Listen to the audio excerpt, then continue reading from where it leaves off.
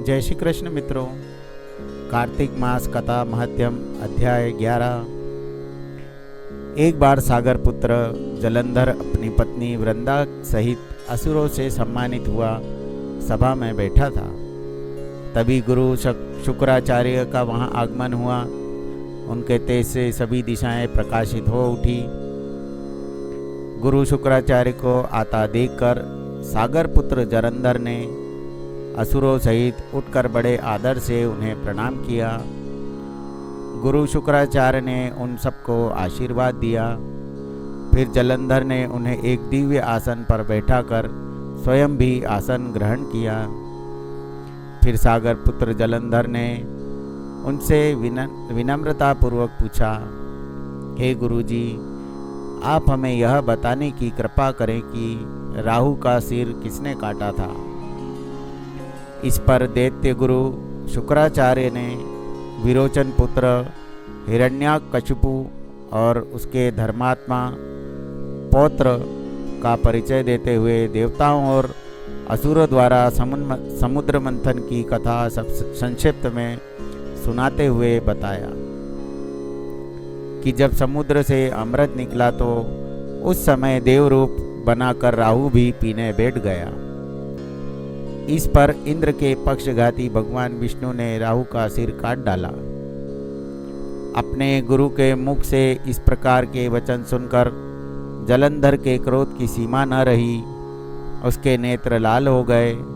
फिर उसने अपने धस्मर नामक दूत को बुलाया और उसे शुक्राचार्य द्वारा सुना गया वृत्तांत सुनाया।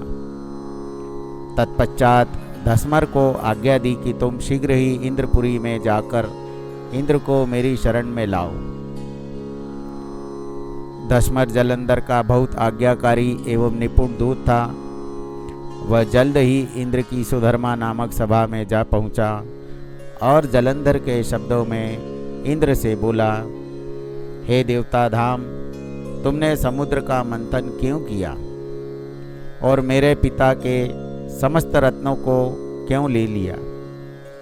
ऐसा करके तुमने अच्छा नहीं किया।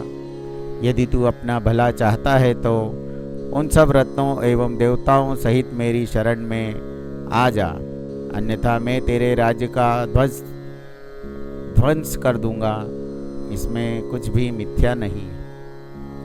इंद्र बहुत विस्मित हुआ और कहने लगा, पहले मेरे भय से सागर ने सब पर्वतों को अपनी खुशी में क्यों स्थान दिया और मेरे शत्रु दैत्यों की क्यों रक्षा की? इसी कारण मैंने उसके सब रत्न हरण किए। मेरा द्रोही सुखी नहीं रह सकता, इसमें संदेह नहीं। इंद्र की ऐसी बातें सुनकर वह दूत शीघ्र ही जलंधर के पास आया और सब बातें कह सुनाई। उसे सुनते ही वह दैत्य मारे क्रोध के अपने ओष्ठ फड़फड़ाने लगा और देवताओं पर विजय प्राप्त करने के लिए उसने उद्योग आरंभ किया। फिर तो सब दिशाओं पाताल से करोड़ों करोड़ों दैत्य उसके पास आने लगे। शुंभ निशुंभ आदि करोड़ों सेनापतियों के साथ जलंधर इंद्र से युद्ध करने लगा। शीघ्र ही इंद्र के नंदन वन में उसने अपनी सेना उतार दी। वीरों की शंख ध्वनि और गर्जना से इंद्रपुरी गूंज उठी। अमरावती छोड़ देवता उससे युद्ध करने चले। भयंकर मारकाट हुई। असुरों के गुरु आचार्य शुक्र अपनी मृत संजीवनी विद्या से और देवगुरु बृहस्पति द्रोणागिरी से औषधि लाकर जिलाते रहे। इस पर जलंधर ने क्रुद्ध होकर कहा कि मेरे हाथ से मरे हुए देवता जी कैसे जाते हैं? जिलाने वाली विद्या तो आपके पास है। इस पर शुक्राचार्य ने देवगुरु द्वारा द्रोणाचार्य से औषधि लाकर देवताओं को जिलाने की बात कह दी। यह सुनकर जलंधर और भी कुपित हो गया। फिर शुक्राचार्य से कहा, यदि शक्ति हो तो द्रोणागिरी को उखाड़कर समुद्र में फेंक दो, तब मेरे कथन की सत्यता प्रमाणित हो जाएगी। इस पर जलंधर कुपित होकर जल्द ही द्रोणागिरी पर्वत के पास पहुंचा और अपनी भुजाओं से पकड़कर द्रोणागिरी पर्वत को उखाड़कर समुद्र में फेंक दिया। यह तो भगवान शंकर का तेज था, इसमें जलंधर की कोई विचित्रता नहीं थी। तत्पश्चात यह सागर पुत्र युद्धभूमि में आकर बड़े तीव्र से गति से देवताओं का संहार करने लगा। जब द्रोणाचार्य जी औषधि लेने गए तो द्रोणाचल को उखड़ा हुआ शून्य पाया।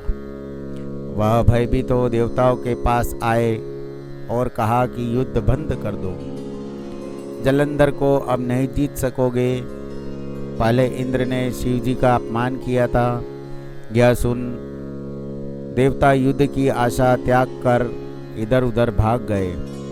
सिंधु सुत निर्भय हो अमरावती में घुस गया। इंद्र आदि सब देवताओं ने गुफा में शरण ली। यहाँ पर कार्तिक मास महात्म्य कथा 11 समाप्त हुई। विषय वीडियो आपको पसंद आया हो तो चैनल को सब्सक्राइब करें, लाइक करें, शेयर करें। जय श्री कृष्ण।